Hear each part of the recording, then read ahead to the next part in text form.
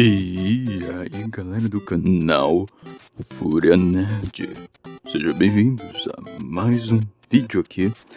E hoje nós vamos falar como os jogos antigamente eram mais proveitosos, mais satisfatórios de se jogar.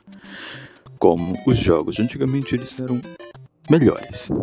Bom, você pode me chamar de saudosista ou algo assim, mas eu vou te mostrar aqui os fatos de que os jogos antigamente, sim, eles são bem mais criativos, bem melhores do que os de hoje em dia. Bom, isso aqui é basicamente um complemento do meu vídeo anterior, então creio eu que você vai querer assistir ele, não é mesmo, meu amigo? E por isso eu vou deixar o link aqui para que você dê uma passadinha lá. É um vídeo muito interessante falando sobre como os jogos de hoje em dia eles estão sem criatividade, ok? É um vídeo muito interessante, eu embasei algumas coisas ali, falei alguns detalhes de como essa situação está se tornando cada vez mais grave pra gente, jogadores.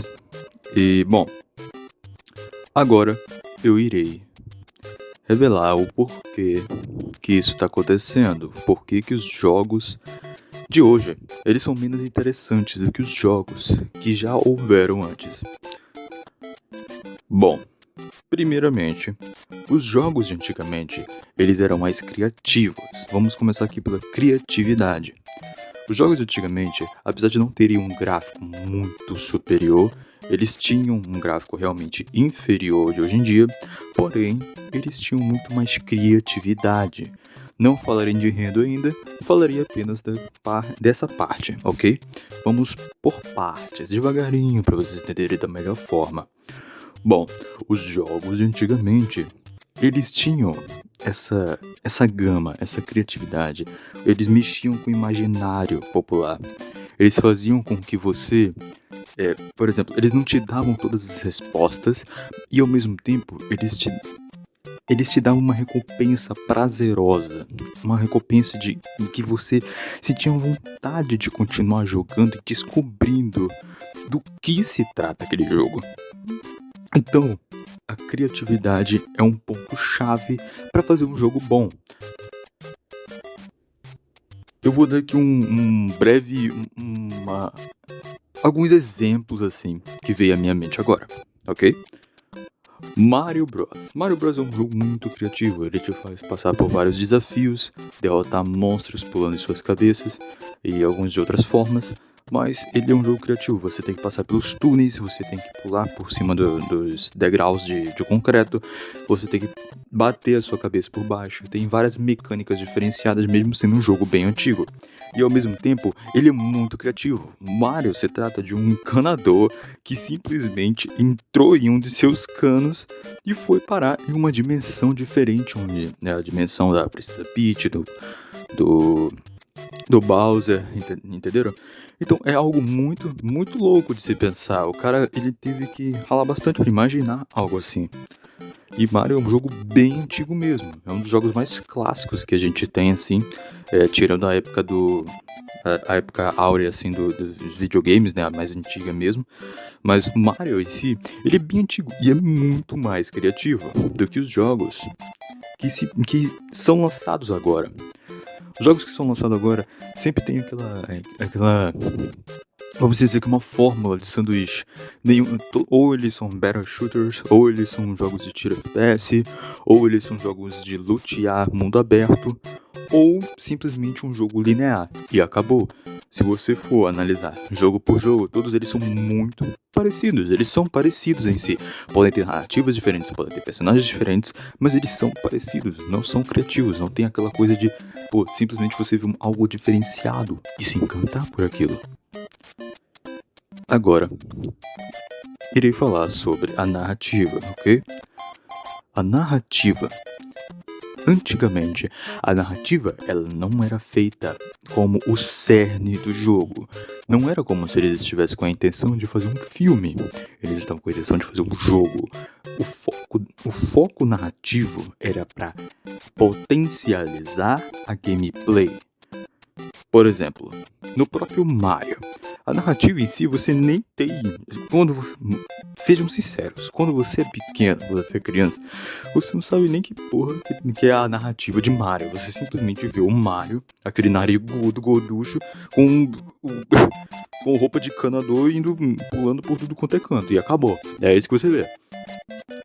Mas a história, ela foi feita o quê? Como algo secundário, sabe? Algo secundário para conduzir a gameplay.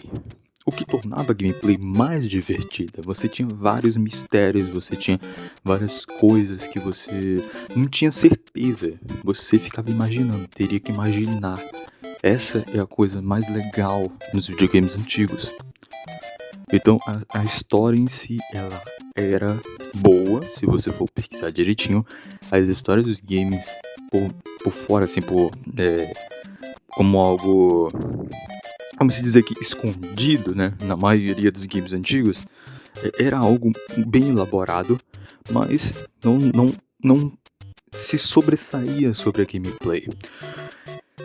O que eu quero dizer aqui é que os jogos, hoje em dia, eles fazem a história sobressair a gameplay. Por isso que a gente vê vários jogos aí cagados de gameplay. Uma gameplay pão com ovo, você simplesmente vê uma cópia de uma gameplay de outro jogo e uma história lá completamente recheada e que, na maioria das vezes, nem é tão bem escrita, mas eles querem empurrar a goela abaixo para que você compre aquele jogo, jogue dessa forma. O que é algo que eu odeio muito mesmo. Você fazer uma história sobressair a gameplay. É um jogo, não é um filme ou uma série, é um jogo. É pra jogar, se divertir. E isso tá acontecendo muito nos dias de hoje. Por isso que eu acho que é mais divertido os jogos de antigamente, nesse sentido. Vamos lá. Agora falando sobre gráficos e direção de arte. Os gráficos e as direções de arte melhoraram. Porém, você tem que levar em consideração também que gráfico e direção de arte, gráfico nem tanto, mas direção de arte, eles andam de mão dada com a criatividade. Algo que eu falei anteriormente. Se você perceber, a criatividade hoje em dia nos jogos, ela tá muito escassa. Como eu disse antes, é muito repetitiva, vários e vários jogos. Por conta disso, creio eu que na maioria dos jogos, a direção de arte, a arte dos jogos, o gráfico, ele não é tão bom, não é tão melhor quanto os jogos de antigamente. Os jogos de antigamente, eles faziam a criatividade também ser aplicada na arte dos seus jogos. Por exemplo, Donkey Kong, cara, é um jogo que eu particularmente acho muito bonito para aquela época mais antigaça, sabe, dos videogames. Donkey Kong é muito bonito, uma floresta vívida, verde, bonita, até os caixotes são bonitinhos, sabe. O Donkey Kong, assim, tem uma arte muito bonita também, muito, apesar de ser pixelada, ser 8 bits, é bonito, sabe. Então, creio eu que os jogos, eles tiveram um downgrade na direção artística, na criatividade em si. E, bom, por exemplo, eu vou dar outro exemplo aqui, bonito de um jogo. O próprio Mario, ele era bonito. Sonic, ele tinha cores vibrantes, uma arte bonita também. Ou seja, o que eu quero dizer é que eles se preocupavam em deixar o jogo criativo e bonito. Na arte em si, não só nos gráficos, até porque a capacidade gráfica naquela época era bem limitada. Mas o que era para acontecer hoje em dia? Hoje em dia, eram para os jogos terem mais criatividade, mais artes mais bem elaboradas, feitas com o coração, e também gameplays incríveis e gráficos incríveis. E a gente não vê isso hoje em dia. Hoje em dia, a gente vê o quê? As empresas, algumas pessoas também se preocupando mais com os gráficos, só gráfico. E enquanto o resto, os outros atributos de um videogame que compõem um game, vão ficando para trás. vão ficando pra trás, vão sendo esquecidos. Daqui a pouco a gente vai ver vários jogos que parecem ser o mesmo jogo, apenas com um gráfico melhor. Simplesmente assim. É isso que vocês vão ver. Bom, se você gostou do vídeo, dê o seu like, compartilhe, se inscreve no canal, tô começando agora. Então me ajuda aí a melhorar cada vez mais, produzir mais vídeos no YouTube. Eu gosto bastante desse assunto de jogos, videogames e a cultura nerd em si. De vez em quando eu vou falar aqui sobre, não especificamente, sabe, fazendo vídeos específicos sobre quadrinho, mangá e etc. Não, mas eu vou citar às vezes, porque eu próprio teria outro canal também, focado mais em animes. Até mesmo HQs, talvez. Então é isso, galera. Se inscreve no canal e continua acompanhando. Dá uma curtidinha aí pra me ajudar. E valeu, fui.